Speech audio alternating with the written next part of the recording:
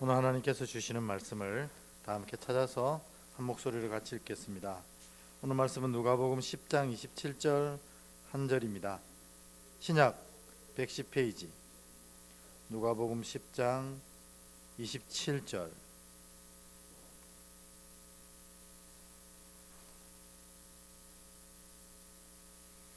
같이 읽겠습니다. 누가복음 10장 27절 시작. 대답하여 이르되 내 마음을 다하며 목숨을 다하며 힘을 다하며 뜻을 다하여 주 너의 하나님을 사랑하고 또한 내 이웃을 내 자신같이 사랑하라 하였나이다. 아멘. 옆뒤로 한번 인사하고 말씀 함께 나누겠습니다. 인사하실 때 주님이 당신을 사랑하십니다. 이렇게 인사하겠습니다. 시작.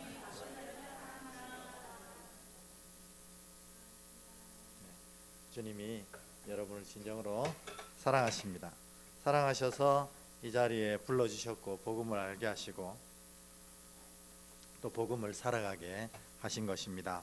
하나님의 그 크신 사랑대로 여러분의 삶에 놀라운 은혜가 가득가득 채워지는 이 2024년도 연말 또 2025년도 되시길 축복합니다. 오늘은 또 계속해서 사도신경 이제 오늘과 다음 주일날 오후 이르면 사도신경의 정확한 내용이 무엇인지 그리고 무엇을 고백해야만 바른 고백인지에 대한 얘기들을 마치게 됩니다. 특별히 오늘은 이 죄를 사함 받는다, 죄를 용서받는 것과 성도의 교제가 도대체 어떤 의미가 있길래 사도들의 신앙 고백 가운데 들어가게 되었는지 그 중요성과 또 그 내용들을 좀 살펴보려고 합니다. 교회는 우리가 지난주에 거룩한 공동체, 사명 공동체, 십자가 공동체, 천국 공동체, 목양하는 공동체다 하는 얘기를 다 했습니다. 반복할 필요는 없고 오늘은 이 죄를 용서받는 것, 성도의 교제가 어떤 의미인지 이것을 중점적으로 알아보려고 합니다.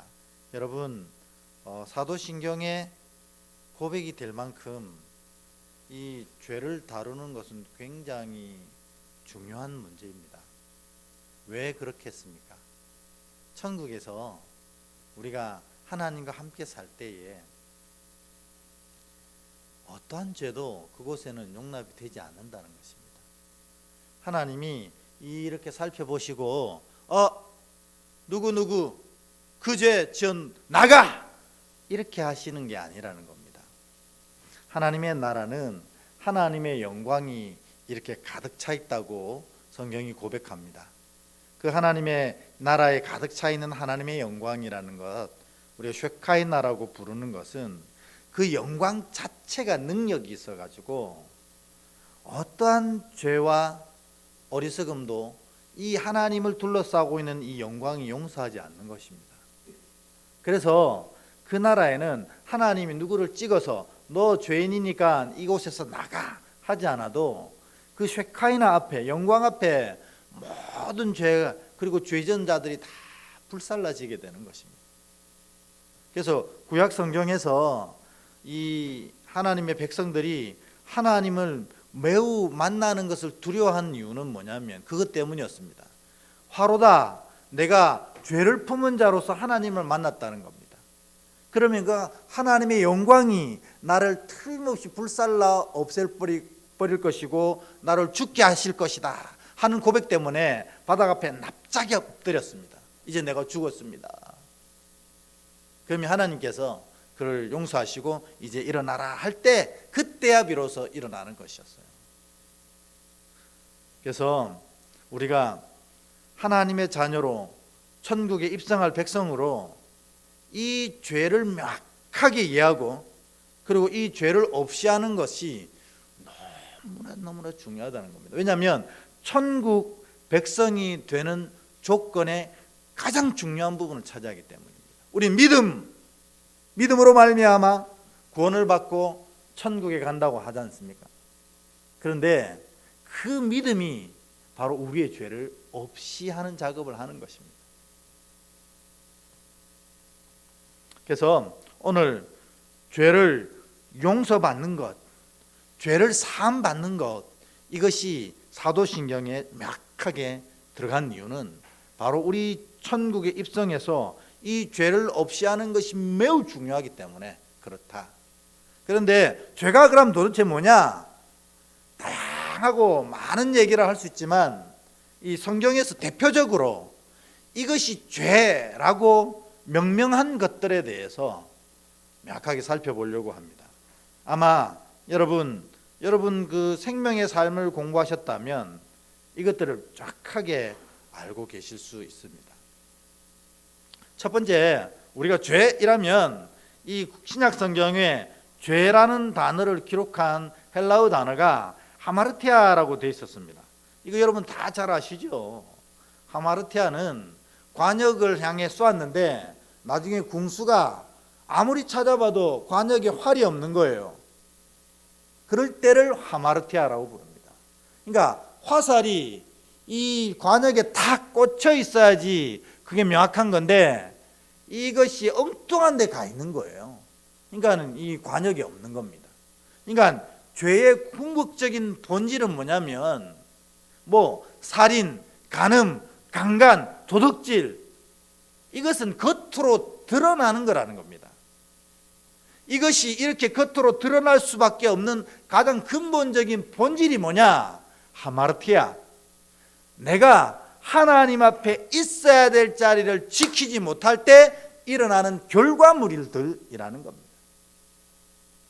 그러므로 우리가 진짜 하나님 앞에 온전한 하나님의 자녀로 천국 백성으로 서려면 날마다 이 사실을 우리 마음속에 기억해야 하는 겁니다. 우리가 있어야 될 자리가 어딘가 하는 겁니다. 내가 지금 있어야 될 자리에 정확하게 있는가 하는 것입니다. 그리고 내가 지금 몸만 와 있는가, 내 영이신 하나님을 만나러 와 있는가, 이것을 끊임없이 점검해야 되는 겁니다. 왜냐하면 있어야 될 자리에 있지 못할 때 죄가 시작이 되는 겁니다. 여러분, 항상 내가 어디에서 있어야 될지 그것을 기억하는 것이 가장 중요하고 그것을 점검해 가는 것이 가장 중요합니다. 우리가 세례를 받을 때, 세례를 받으신 분은 잘 아시죠? 세례의 서약 가운데 그 고백이 함께 들어져 있습니다. 하나님의 백성으로 인침받은 우리가 있어야 될 자리를 지키겠습니다 하는 서약이 함께 세례 서약에 들어가 있습니다. 그 있어야 될 자리 뭐예요? 하나님을 예배하는 자리, 하나님이 이끄시는 자리에 반드시 있겠습니다. 이게 세례 서약에 있거든요. 네, 그 몇 번 되지도 않는 예배를 우리가 못 지킨다면 자기 스스로에게 굉장히 큰 질문을 해보셔야 합니다. 내가 진짜 하나님 앞에 바른 믿음으로 서 있는가? 하나님을 만나는 것이 생명이라고 하면서 그 만남을 통해서 생명이 일어난다고 하면서 하나님을 만나는 시간을 내가 정말 생명처럼 여기고 있는가? 여러분 고민해 보셔야 합니다.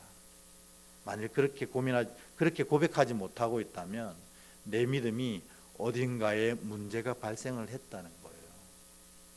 이것보다 더 소중하고 이것보다 더 귀한 것이 어디에 있습니까? 생명이 여기에서 나는 것입니다. 그러므로 여러분, 하나님 앞에 있어야 될 자리는 많은 자리가 있습니다. 사명의 자리도 있고 또 헌신의 자리도 있습니다. 제일 중요한 자리는 하나님을 만나는 예배의 자리입니다. 이 예배의 자리가 하마르티아의 중심이라고 저는 생각합니다. 왜? 그를 통해서 하나님 뜻을 알게 되고 하나님 앞에 설 수 있는 방법을 익히게 되는 것이고, 어쨌든 이것이 부족하면 죄가 시작되는 겁니다. 그러니 여러분의 예배의 마음가짐, 예배의 자세, 예배의 태도를 보면 향후에 내게 어떤 은혜가 펼쳐질지 아니면 어떤 어리석은 일들이 펼쳐질지 알 수 있게 되는 것입니다. 꼭 이렇게 얘기하면 다른 사람을 생각하는 분들이 있어요. 습관적으로. 그러지 마십시오. 나만 생각하면 됩니다. 내 예배의 자세, 내 예배의 태도, 내 예배의 마음가짐은 어떤가. 그것이 앞으로 일어날 하나님의 은혜나 내 삶의 여러 가지 죄악을 통한 환난이 시작되는 자리이기 때문에 그렇습니다. 그래서 죄를 하마르티아라고 하는 것은 매우 매우 의미 있는 이야기입니다. 두 번째로, 죄는 요한일서 3장 4절에 보면 불법자가 된다 이런 얘기를 할 때 그 불법자는 뭐냐면 아노모스라고 표현되어 있습니다. 그래서 죄 두 번째로 성경이 대표적으로 죄라고 얘기하는 것은 바로 아노모스입니다. 아노모스, 불법이라고 되어 있는데 명확한 뜻은 아는 no거든요. 뒤에는 법입니다. 그러니까 법 없이 사는 것, 다시 말해서 말씀을 지키지 않으며 사는 것이 죄라는 거예요. 이게 분명한 죄의 항목입니다. 여러분, 왜 하나님이 이렇게 두꺼운 하나님의 말씀을 우리에게 전해주셨을까요? 이것이 생명의 길이기 때문에 그렇습니다. 그래서 우리는 매번 이 말씀을 듣고 묵상하고 해석하고 고백하고 외우고 해서 이 말씀을 떠나지 않으려고 애를 쓰는 겁니다. 그래서 시편에 보면 이 말씀을 주야로 묵상하는 자가 최고의 복이다 이렇게 이야기하고 있는 것입니다. 그런데 이 말씀을 지키지 않는 것이 죄의 출발점이 된다는 것입니다. 그럼 말씀을 안 지키면 뭘 지킵니까? 자기라는, 자기 기준이라는, 자기 생각이라는 것을 지키기 시작하는 겁니다. 그래서 죄가 시작되는 것입니다. 세 번째, 로마서 14장 23절에 보면 믿음에 근거하지 않는 모든 것이 죄다 이렇게 얘기합니다. 우리가 음식을 먹을 때에 이 음식 하나님께서 우리에게 주신 거라고 고백하며 감사의 기도를 드리지 않습니까? 그런데 이게 문제가 발생한 시점이 있었어요.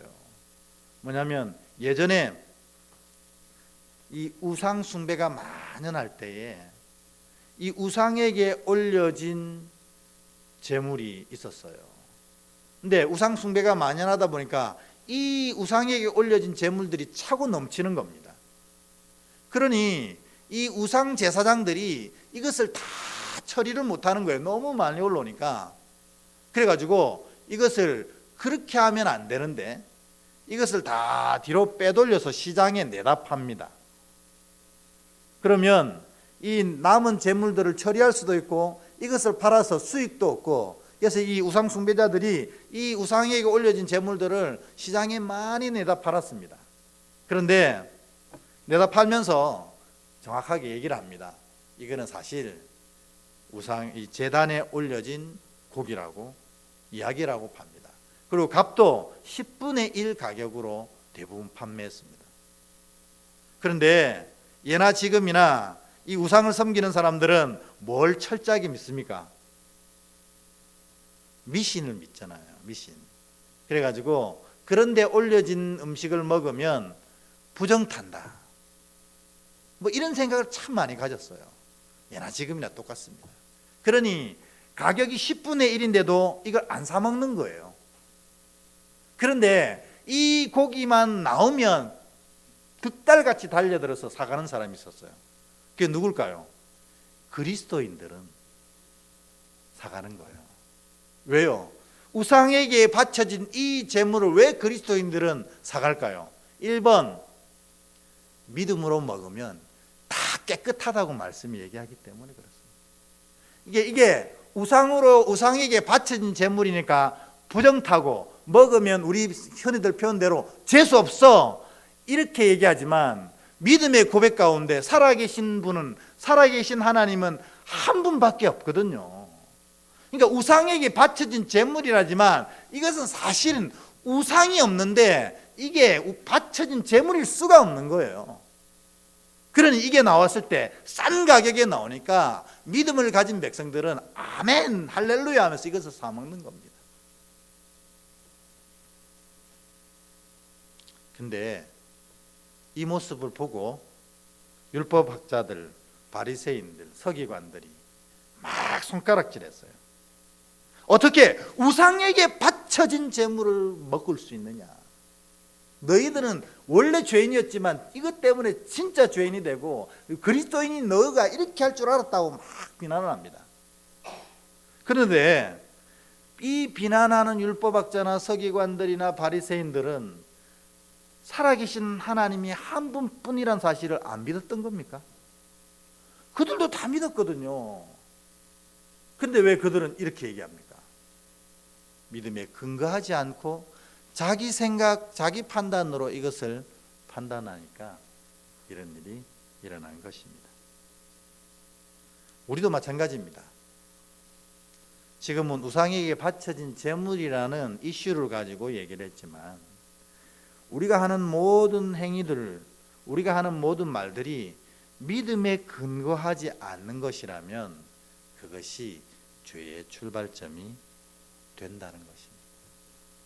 여러분, 우리가 먹든지 마시든지 무엇을 하든지 하나님이 주관자 되십니다. 하나님이 주인 되십니다. 이 고백으로 해야 그게 믿음을 근거로 하는 고백. 이걸 잃어버렸다는 것이 바로 이 3번의 죄라는 것입니다. 마지막으로 우리가 알면서도 행하는 것이 진짜 죄가 된다는 것입니다. 하다 보면 우리가 모르고도 죄를 범할 수 있습니다. 그러나 모르고 범하는 죄는 죄가 아닙니까? 모르고 범해도 죄는 죄입니다. 그러나 그런 죄는 성경이 죄로 인정하지 않는다고 얘기하는 겁니다. 구약 성경에는 뭐가 있어요? 도피성이라는 게 있어요. 그래서 부지 중에 실수로 죄를 범하거나 살인한 자들이 그 목숨을 지킬 수 있도록 만드는 도피성이라는 제도가 있습니다. 그러니까 모르고 지은 죄에 대해서 용납하는 거예요. 그러나 진짜 죄는 뭐냐? 다 알면서도 하는 것이라는 겁니다. 우리가 1번도 2번도 3번도 문제지만 사실은 이 4번이 가장 큰 문제가 아니겠어요? 이 4번을 우리가 범할 때마다 하나님 마음이 정말 찢어지시지 않겠어요? 그는 나를 알고 그는 나를 믿는다고 하고 그는 나와 동행하겠다고 했던 자인데 오늘 내가 했던 말을 분명히 알면서도 모르는 척 그 일을 행하고 있을 때 하나님의 마음이 얼마나 많은 배신감과 아픔으로 채워지겠습니까? 오늘 성경이 말하는 대표적인 죄의 출발점, 이 4가지를 이야기하는 것입니다. 이것을 해결해야 합니다. 이것을 용서받아야 된다는 겁니다. 그래야 우리가 천국에서 천국 백성다운 삶을 살아갈 수가 있다는 겁니다. 제가 이 부분에서 항상 얘기하는 게 있습니다. 천국에 가도 천국 같지 않은 사람들이 생긴다는 겁니다. 누가복음에 돌아온 탕자가 그랬습니다. 그가 돌아왔을 때 아버지가 그를 얼마나 기뻐했는지 모릅니다. 그가 간 순간부터 동구밭에 기다리고 있던 아버지가 그가 저 멀리서 보이자 달려가서 끌어안고 그에게 비단 옷을 입히고 금가락지를 끼우고 많은 음식을 잡아 그에게 잔치를 베풀어 줍니다. 근데 모든 사람들이 기뻐하는데 정작 그 자신은 기뻐할 수가 없었어요. 그래서 그를 품에 안은 아버지를 밀어내면서 아버지요, 저를 아들로 여기지 마시고 종의 한 사람으로 여겨 주십시오. 이렇게 얘기하게 되는 것입니다. 그러니 주님이 우리를 천국에 불러주셔도 우리가 그 천국을 아름답게 누리지 못하는 것은 우리 안에 이 죄를 해결 못하기 때문에 그런 거라는 겁니다. 그래서 이것이 중요합니다. 죄를 용서받는 것 말입니다. 그러면 이미 저지른 죄에 대해서 어떻게 용서받을 수 있습니까? 예수 그리스도의 십자가 보혈로 이미 다 용서하셨다고 했지 않습니까? 그러면 그 예수께서 십자가 보혈로 다 용서하신 그 사죄의 은혜를 내가 어떻게 누릴 수 있는가라는 질문이 돼야 됩니다. 그런데 주기도문에 보니까 그 사죄의 은혜를 온전히 누리는 방법이 그대로 기록되어 있다는 거예요.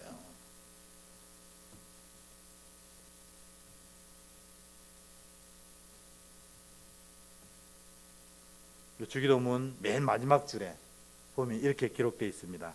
마지막 줄 우리 같이 읽어볼까요? 시작. 우리가 우리에게 잘못한 사람을 용서하여 준 것 같이 우리의 죄를 용서하여 주시고 아멘. 그 위에 보면 내가 용서한 만큼 하나님께서도 용서하신다 이렇게 되어 있는 겁니다. 이 주기도문은 기도를 가르쳐 달라고 하는 제자에게 예수께서 가르쳐 주신 기도문입니다. 그런데 이 주기도문이라는 내용 자체가 무엇을 의미하냐면 당시에 많은 선지자들에겐 많은 제자들이 따라다녔습니다. 그런데 이 제자들에게 스승의 가르침의 핵심 요소를 알려주기 위해서 보통 대부분의 선지자들이 기도문 형식으로 만들어서 날마다 이것을 기도하게 하면서 스승의 사상과 스승의 가르침을 바로 외우고 이해할 수 있게 만들었습니다. 그게 바로 기도문이거든요. 그러니까 제자들이 볼 때 다른 선지자들은 다 제자들에게 기도문을 알려주는 거예요. 그래서 제자들도 예수님에게 주여 당신도 우리에게 기도문을 알려주세요. 그것은 당신의 가르침의 핵심 사상과 우리가 반드시 기도하고 따라야 될 문제가 무엇인지를 알려주세요 하는 얘기거든요. 그럴 때 주님이 주기도문을 알려주십니다. 근데 그 주기도문의 한 부분에 틀림없이 죄에 관련된 이와 같은 분명한 기록이 나온다는 거예요. 이것이 예수님의 분명한 육성이고 예수님의 분명한 선언이라는 겁니다. 뭐요? 우리가 죄를 해결한 받는 방법은 우리가 다른 일을 용서하는 만큼 우리의 죄를 해결받을 수 있다는 겁니다. 십자가에서 우리 죄를 다 사하지 않으셨나요? 아멘입니다. 주님이 우리의 모든 죄를 다 사하셨어요. 그 사죄의 은혜를 누리는 자가 누구냐? 바로 주님이 얘기하신 대로 그 은혜를 의지하고 내 죄를 이미 다 사함받은 것을 믿고 그 은혜를 가지고 다른 이들을 다 용서하는 만큼 그 사죄의 은혜를 누리게 될 것이다. 이렇게 선언하신 것입니다. 그러므로 죄에 관련되어서 사실 우리가 이 죄를 분명히 알고 이제부터 이 죄를 없이 하는 것에 애를 써야 합니다. 그러나 우리의 죄값은 이미 많이 쌓여 있었잖아요. 주님이 십자가를 통해 다 해결한 죄값. 그 사죄의 은혜를 누리는 방법이 뭐냐? 바로 오늘부터 열심히 용서하며 사는 것입니다. 그래서 주기도문에도 들어갔고 사도신경에도 들어간 겁니다. 죄를 용서하는 것이 믿음에서 가장 중요한 것들 중에 하나다. 이렇게 얘기하는 겁니다. 그래서 사실 용서는 그를 위해서 하는 용서가 아닙니다. 정확하게는 나를 위해서 하는 것입니다. 그게 더 정확한 고백이 되는 것입니다. 그래서 오늘 여러분 혹시 나중에 기도하실 때에 여러분 마음속에 용서가 되지 않은 사람들이 있으면 오늘 다 용서하십시오.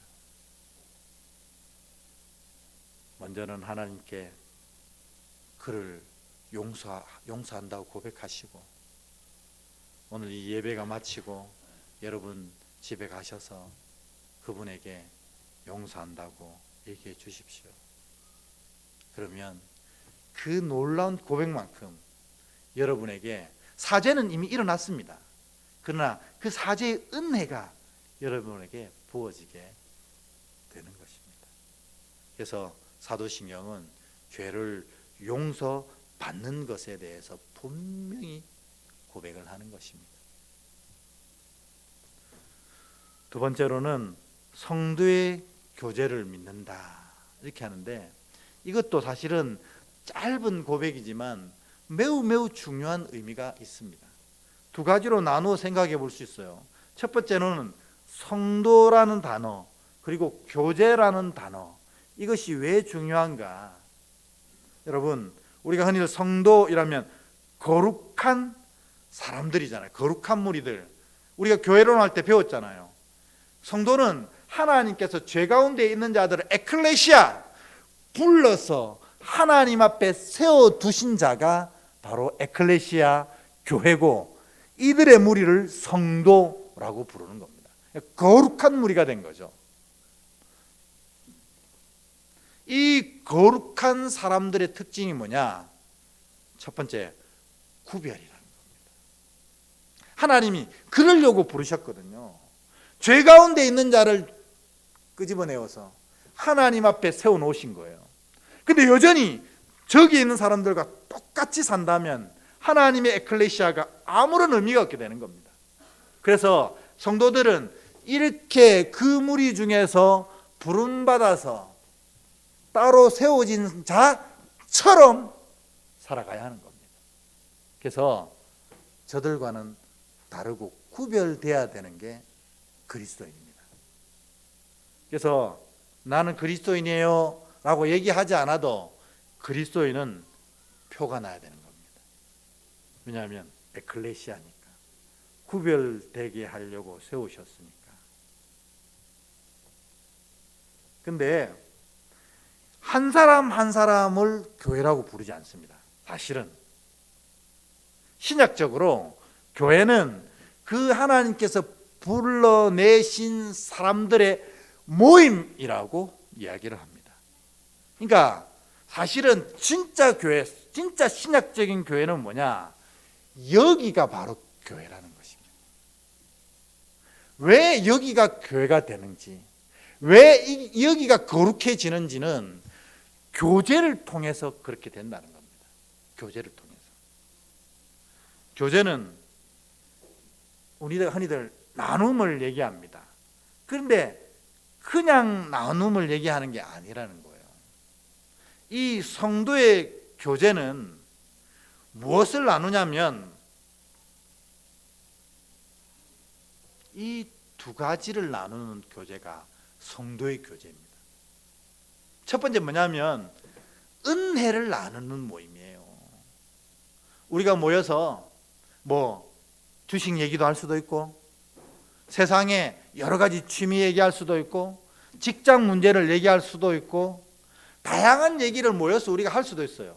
그러나 거룩한 성도로 모일 때 우리가 나눠야 될 것은 내 삶에 부어주신 하나님의 은혜와 사랑을 나누어야 한다는 겁니다. 왜 그런 줄 아세요? 내가 이 모임에서 하나님께서 내게 주신 은혜와 사랑을 나눌 때 이 모임 전체가 그 은혜와 그 사랑의 영향력을 받아서 변하기 시작한다는 것입니다.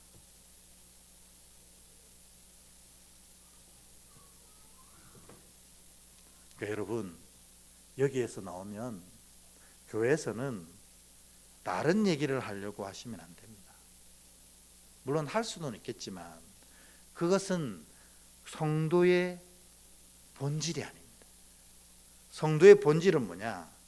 모여서 내 삶에 부어주신, 혹은 오늘 하루 내게 허락하신, 내가 경험케 하신 하나님의 은혜가 무엇인지를 나눌 때 내 하나가 이 그룹에서 이것을 나눌 때 이 그룹 전체가 그 하나님의 은혜를 경험하고 변화하게 되는 중요한 계기가 된다는 것입니다. 이게 바로 성도의 교제의 첫 번째 핵심입니다. 그래서 사도신경에 그렇게 하라고 고백이 되는 겁니다. 성도는 여기 교회 나와서 교제하십시오. 먹는 거 나누고 서로에게 친절하고 서로를 도우고가 아닙니다. 서로에게 허락하신 하나님의 은혜와 사랑을 나누는 겁니다. 두 번째로 또 중요한 것은 기도를 나누는 것입니다. 그래서 은혜도 나누지만 우리의 기도의 제목도 나누는 겁니다. 왜요? 두세 사람이 내 이름으로 모인 곳, 이 교회 위에 예수님이 함께 하신다고 하셨거든요. 그래서 여기서 기도 제목을 나누는 것은 사실은 내가 하나님 앞에 1대1로 기도하는 것보다 더 강력한 능력과 은혜를 주시겠다는 약속이 있는 것입니다. 그래서 성도의 교제는 뭐냐? 모이면 은혜를 나누고 기도 제목을 나누는 것이 바로 성도의 교제입니다. 이것을 통해서 한 명 한 명의 그리스도인들이 하나님의 은혜를 누리고 거룩한 변화를 일으키는 성도가 되는 것이고, 이 성도들이 모여서 세상을 바꾸어가는 힘을 나타내 보이는 것입니다.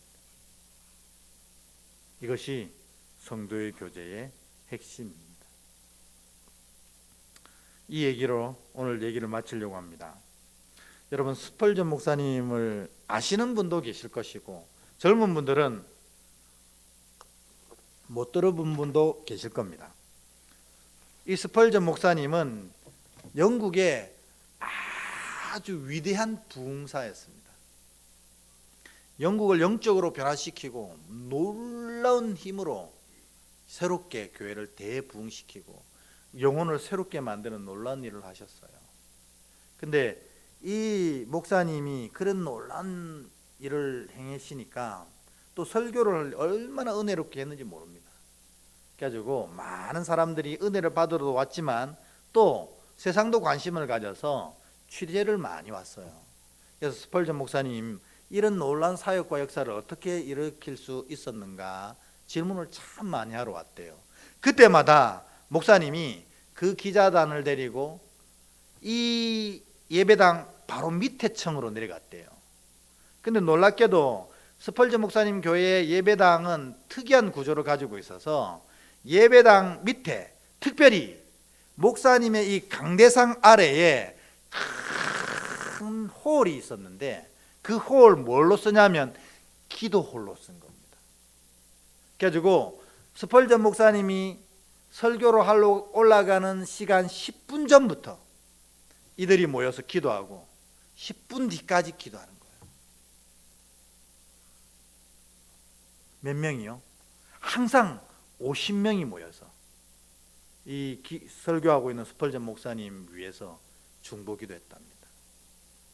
그래서 스펄전 목사님이 자기의 사역의 힘은 바로 이 50명의 기도 특공대가 날마다 나를 위해서 기도해 줬기 때문에 그렇습니다.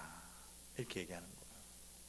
여러분, 성도의 교제가 바로 그런 은혜를 누리는 방법이라는 것입니다.